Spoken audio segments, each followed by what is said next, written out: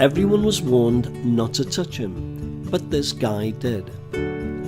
Everyone in the apartment complex I lived in knew who Ugly was. Ugly was the resident's tomcat. Ugly loved three things in this world: fighting, eating garbage, and shall we say, love.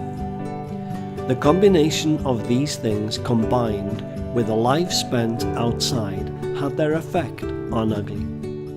To start with, he only had one eye, and where the other should have been was a gaping hole.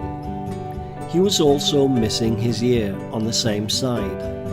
His left foot had appeared to have been badly broken at one time, and had healed at an unnatural angle, making him look like he was always turning the corner. His tail has long since been lost, leaving only the smallest stub which he would constantly jerk and twitch.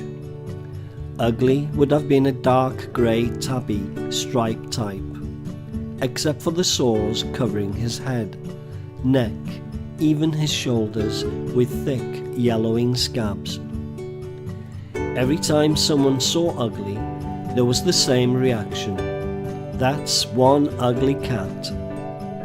All the children were warned not to touch him. The adults threw rocks at him, hosed him down, squirted him when he tried to come into the homes, or shut his paws in the door when he would not leave. Ugly always had the same reaction. If you turned the hose on him, he would stand there getting soaked until you gave up and quit. If you threw things at him, he would curl his lanky body around your feet in forgiveness.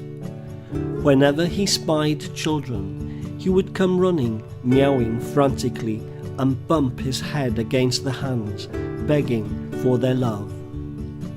If you ever picked him up, he would immediately begin suckling your shirts, earrings, whatever he could find. One day, Ugly shared his love with the neighbours' huskies. They did not respond kindly, and Ugly was badly mauled.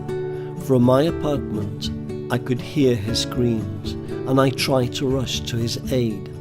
By the time I got to where he was lying, it was apparent Ugly's sad life was almost at an end. Ugly lay in a wet circle, his back legs and lower back twisted grossly out of shape, a gaping tear in the white stripe of fur that ran down his front.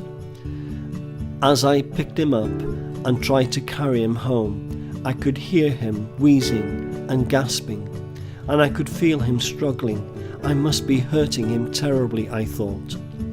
Then I felt a familiar tugging, suckling sensation on my ear.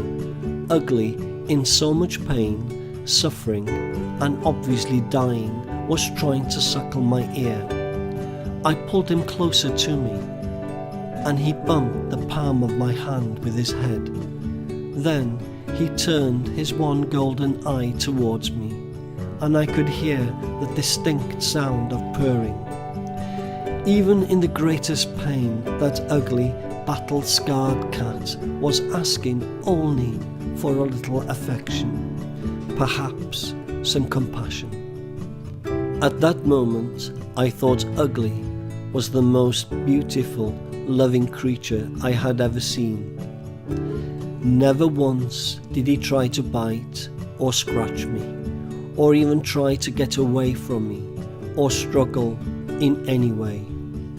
Ugly just looked up at me, completely trusting in me to relieve his pain. Ugly died in my arms before I could get inside, but I sat and held him for a long time afterwards, thinking about how one scared, deformed little stray could so alter my opinion about what it means to have true pureness of spirit, to love so totally and truly. Ugly taught me more about giving and compassion than 1,000 books, lectures, or talk show specials ever could. And for that, I will always be thankful. He has been scarred on the outside, but I was scarred on the inside. And it was time for me to move on and to learn to love truly and deeply, to give my total to those I cared for. Many people want to be richer, more successful, well-liked, beautiful, but for me, I will always try to be ugly.